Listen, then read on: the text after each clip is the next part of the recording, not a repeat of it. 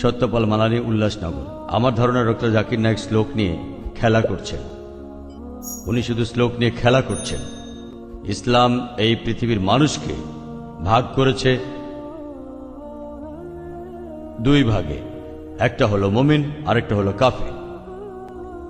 অবশ্যই আমরা ইসলাম ধর্মের এই কথাগুলো বিশ্বাস করি না, মানতেও পারি না। তাই ইসলাম ধর্ম যেভাবে আমাদের উপর সর্বজনের ভ্রাতৃত্বকে চাপিয়ে দিচ্ছে, সেটা আসলে কখনোই সম্ভব না।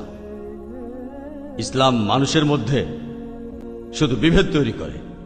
তাদের মধ্যেও আছে শিয়া, সুন্নি, এছাড়াও ইসলামে আরো 70টা গোত্র আছে। হ্যাঁ, আমি আমার প্রশ্ন করছি, সমস্যা ইসলাম নেই। এটা দিতে পারবে না?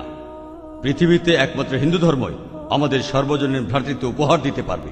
একাম সত্তা বিপ্র বহুদা ভদান্তি, একটু আগে আপনি বললেন। ইসলাম এটা কোনোভাবেই মানে না।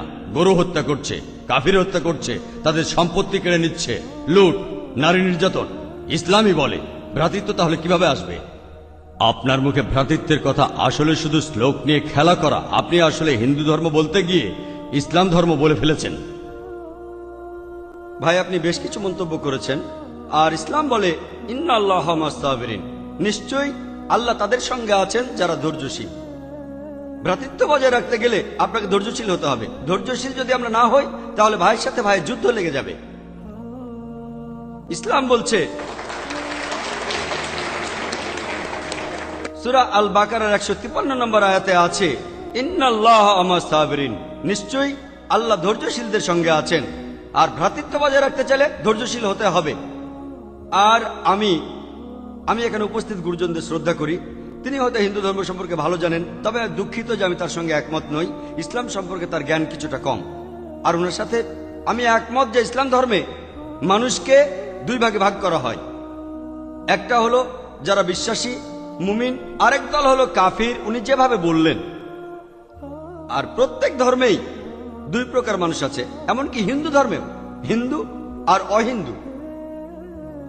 খ্রিস্টান ধর্মে খ্রিস্টান আর অখ্রিস্টান, ইহুদি ধর্মে ইহুদি আর নন ইহুদি, ইসলামে মুসলমান আর অমুসলমান। তাহলে ইসলাম আলাদা হলো কি করে? আর আমি এখানে হিন্দু ধর্মের সমালোচনা করব না, আমি সমালোচনা করব না।